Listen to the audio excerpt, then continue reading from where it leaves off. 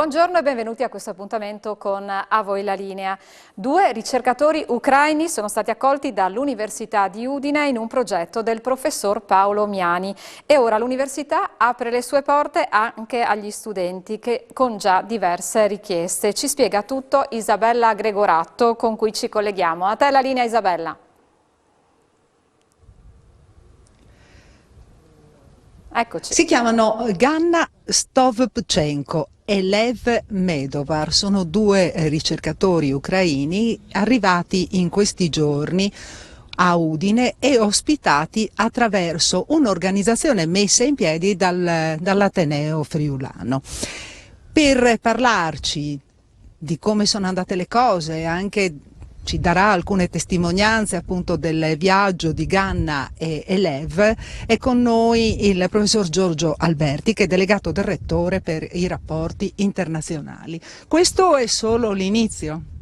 Sì, perché fin dall'inizio l'Università di Udine, in coordinamento con gli altri atenei della regione e i conservatori, ha concordato un piano di accoglienza con la regione, in particolar modo rivolto a studenti e ricercatori. Per quanto riguarda il nostro Ateneo, noi abbiamo dato da subito la disponibilità, grazie anche al supporto dell'Erdisu, ad accogliere studenti e dottorandi che dovessero avere necessità di aiuto. Ecco, per il momento avete ricevuto alcune richieste, alcune mail, però ritenete che il numero crescerà con il passare dei giorni? Sì, sicuramente al momento abbiamo ricevuto alcune richieste di informazioni da parte di soprattutto studentesse che hanno lasciato il paese e stiamo appunto vagliando queste richieste, ma sicuramente nei prossimi giorni potrebbe aumentare il numero di richieste, anche perché questa disponibilità degli atenei regionali e dei conservatori è stata pubblicata su numerose piattaforme web appunto per dare assistenza agli studenti ucraini. Parliamo della storia di Ganna e Lev. Parallelamente all'iniziativa messa in campo con la Regione ci è arrivata questa richiesta di aiuto per tramite di un nostro collega del Dipartimento Politecnico di Ingegneria e Architettura, da questi 2 ricercatori che provengono da Kiev, quindi dai sobborghi di Kiev, in particolar modo vicino all'aeroporto, e quindi hanno avuto la necessità di rapidamente lasciare il paese. Grazie quindi a un coordinamento col Ministero e con l'aiuto e il supporto anche economico del collega di ingegneria siamo stati in grado di organizzare l'accoglienza di questi ricercatori, che saranno ospitati presso un privato di Tricesimo, che come molti friulani ha messo a disposizione la propria abitazione per l'accoglienza, ma saranno anche supportati economicamente con una borsa di studio da questo nostro collega. Ecco, abbiamo scelto per realizzare questa intervista proprio la panchina, no? Uniud inclusiva contro la violenza di genere. Qui parliamo contro la violenza di ogni genere. Sì, come il Rettore ha ricordato nel suo comunicato all'inizio del conflitto ucraino, l'Università è nettamente schierata contro ogni forma di guerra e di discriminazione, indipendentemente da chi causa questa guerra o questa discriminazione. Noi quindi siamo per il dialogo tra le parti, abbiamo collaborazioni con diversi paesi europei, comprese anche la Russia, ed è nostra intenzione proseguire in queste collaborazioni in futuro proprio per riaprire un canale di dialogo e favorire, per quanto ovviamente ci è possibile, una forma di pacificazione tra le parti. Senta, mi diceva quindi che potrebbero essere in arrivo questi studenti, quindi voi siete pronti in qualsiasi momento ad accoglierli? Sì, noi siamo pronti in qualsiasi momento, grazie all'Ufficio Relazioni Internazionali teniamo dei canali aperti di contatto e ovviamente siamo in stretto contatto con la Regione e anche con il Ministero dell'Università e della Ricerca, che tiene monitorate tutte queste iniziative. Già avete idea quanti posti potrebbero essere destinati? Complessivamente a livello regionale per gli studenti siamo intorno ai 14 studenti sulle 2 università, più ci sono i posti del conservatorio e la SISSA, che offre invece accoglienza per un programma specifico per i ricercatori. Sembrano numeri piccoli, ma dobbiamo anche pensare che le nostre strutture e le nostre disponibilità anche economica non è illimitata. Bene, ringraziamo Ringraziamo il professor Giorgio Alberti, che ricordiamo essere delegato del Rettore per i rapporti internazionali, che sta appunto seguendo questo progetto di accoglienza delle persone in fuga dalla guerra in Ucraina. E qui dall'Università di Udine, dalla sede dei Rizzi, è tutto. Restituisco la linea allo studio. Grazie Isabella, parliamo ancora di un'iniziativa a favore delle donne. Un assegno da oltre 80.000 euro è stato consegnato oggi in municipio a Pordenone da Despar all'associazione antiviolenza Voce Donna, che così pensa all'acquisto di una propria sede. I fondi sono stati raccolti nei punti vendita del territorio grazie all'aggiornamento degli scontrini di oltre 200.000 clienti. L'iniziativa, supportata da Regione, Comune e Questura, rientra nell'ambito del progetto Il mondo ha bisogno delle donne. Vediamo. Oltre 80.000 euro all'associazione Voce Donna di Pordenone grazie alla raccolta di Despar, Il mondo ha bisogno delle donne. Silvia Brunetta, la presidente dell'associazione, insomma sicuramente una cifra super consistente. Sì, è una cifra super consistente e sono molto emozionata del risultato ottenuto. Devo ringraziare tutte le cassiere e i cassieri della Despar che in questo periodo hanno illustrato, e bene a quanto sembra, le finalità di questa iniziativa. Devo ringraziare la sensibilità che i clienti hanno dimostrato per questa iniziativa. Ciò sta a significare anche che il problema è sentito. No, per questo adesso dovremmo fare una seria riflessione su come spenderli. Uno dei nostri sogni era quello di acquistare una sede. Visto l'importo così importante, prenderemo in considerazione questa opzione, ma tutto questo dovrà essere fonte di un serio pensiero, perché siamo in una situazione, davanti abbiamo un futuro un po' incerto dal punto di vista economico, da tante cose, per cui dovremmo valutare bene cosa fare per non... Sì, sicuramente la pandemia da una parte e la guerra dall'altra possono incidere. Questo la pandemia come ha cambiato l'esigenza di richiesta d'aiuto nella vostra associazione, e se avete anche qualche timore che il grande afflusso di donne in arrivo dall'Ucraina possa eventualmente aumentare delle preoccupazioni sul territorio.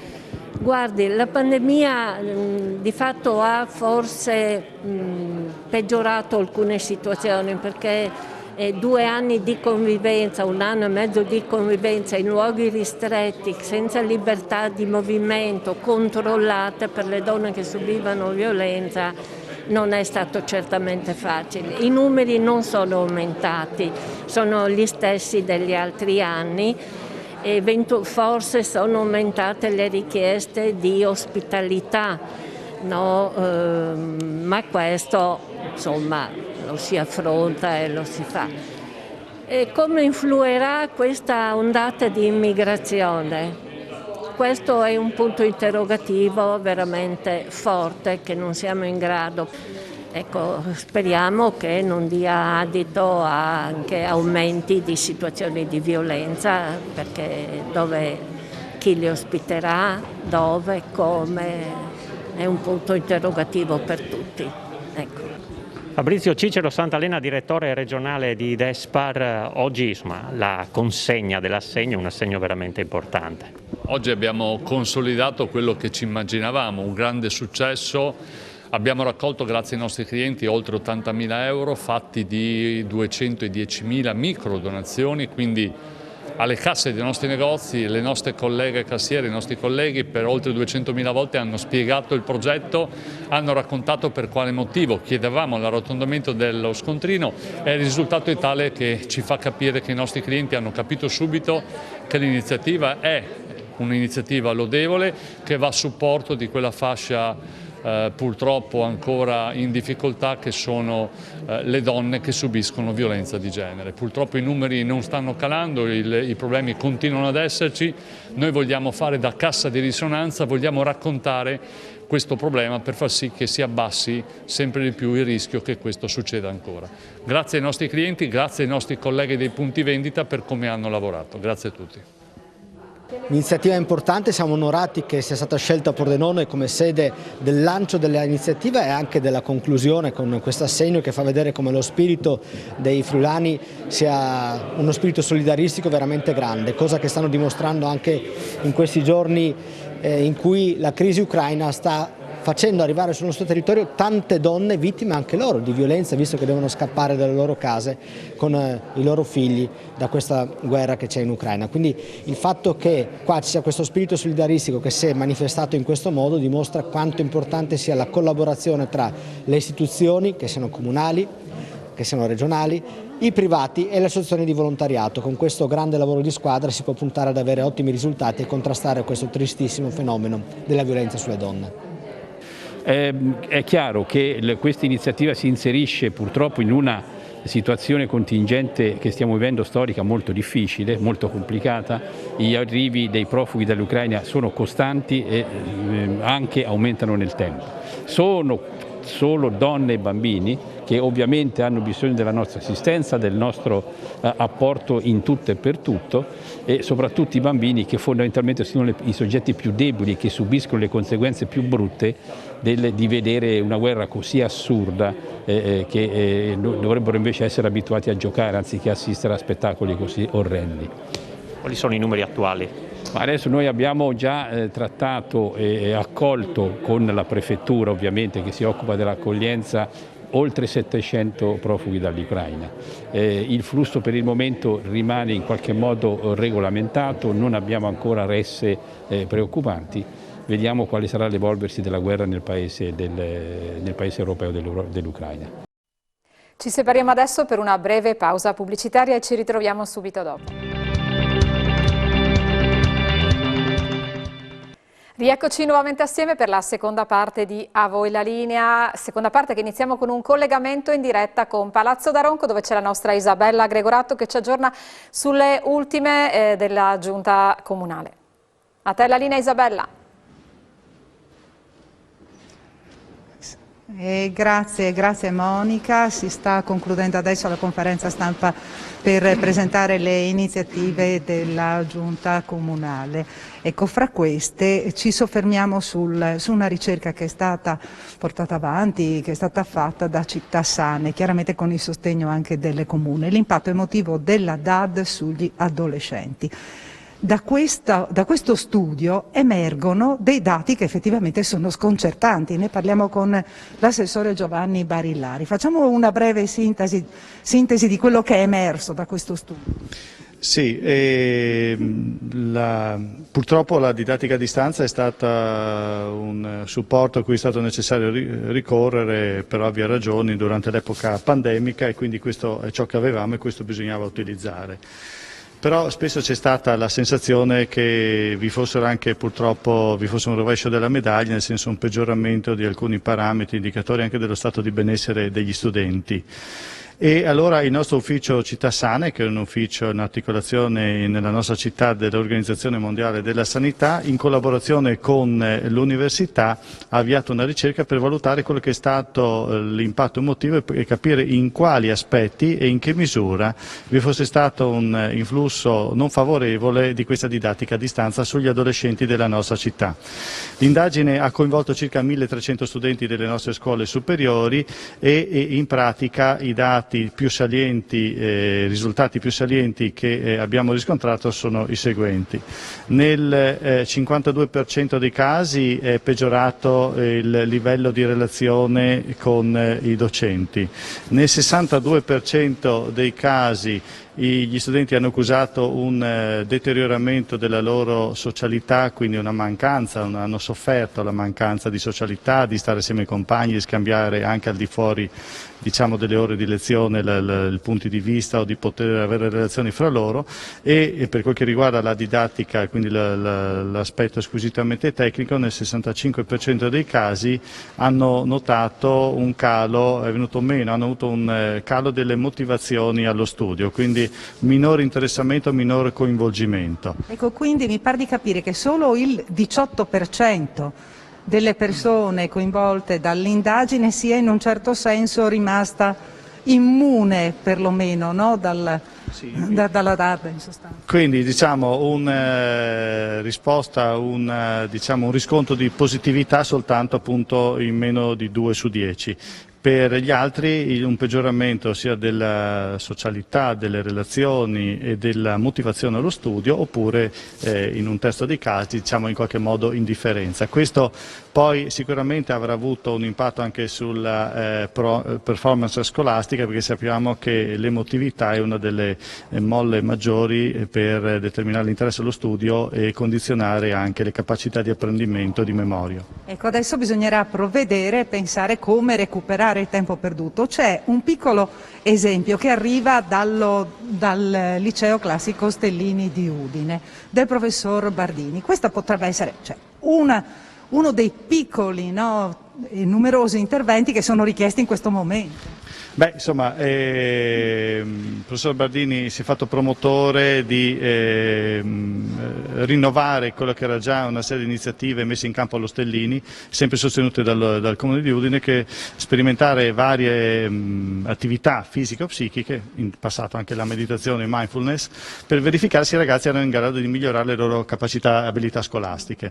E in questo caso il progetto sostenuto dal Comune di Udine, oggi approvato all'unanimità in Giunta, prevede che venga messo in campo un progetto che si chiama Pause di Salute. Aderiscono circa 240 studenti dello Stellini, in cui a pause di 3, 5, 10 minuti nell'ambito della mattinata scolastica vengono implementati e messi in pratica una serie di esercizi che vanno veramente dalla correzione della postura a esercizi fisici, diciamo, che si possono fare in maniera spicciola anche sul posto, a esercizi di respirazione, a alcune posture yoga, alcuni momenti di meditazione, e servono per verificare se, insomma, sviluppando, potenziando e stimolando l'aspetto psicofisico, quindi mens sana in corpore sana, l'abilità degli studenti migliora e soprattutto gli aiuta anche a sconfiggere o diminuire o gestire gli stati d'ansia che in qualche modo sono stati anche conseguenza dell'epoca pandemica. Bene, ringraziamo l'assessore Giovanni Barillari. E una cosa velocissima con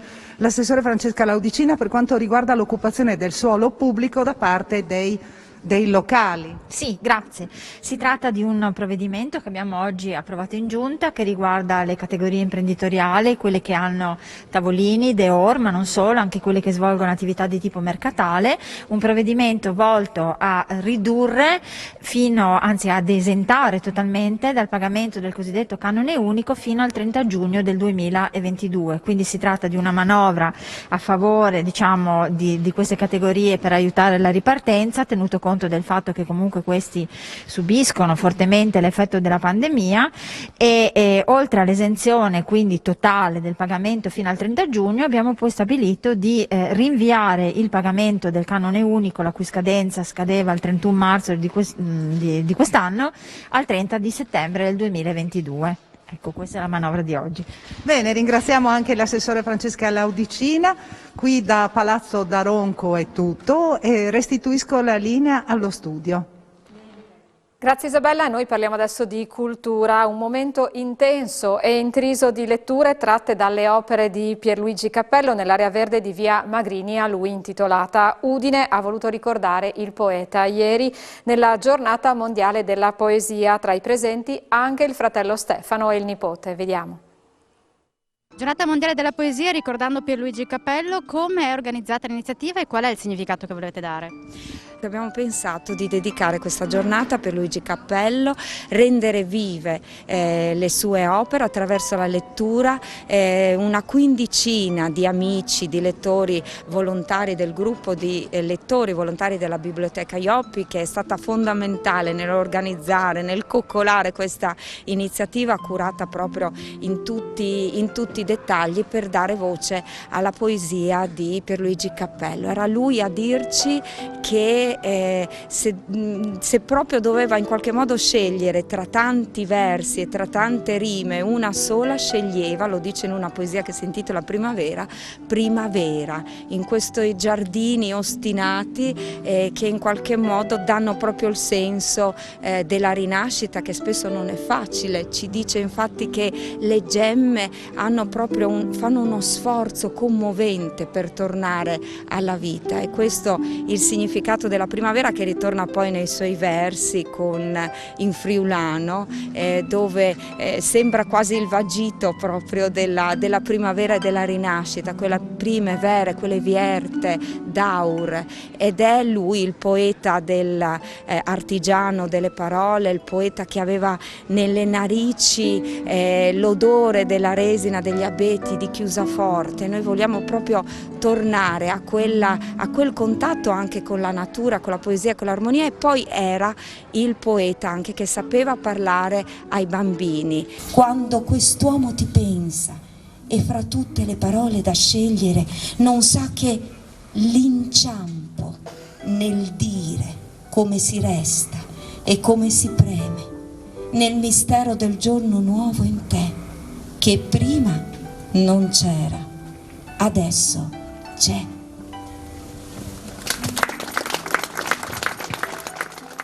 E oggi qui c'è Chiara, quella nipote a cui lui aveva dedicato tanti suoi versi, perché lui diceva che i bambini sanno che la poesia è sì un gioco, ma dentro il gioco c'è di più, e infatti dice: dentro la nuvola, dentro il guscio della nuvola, lo dice in una poesia, c'è il sole.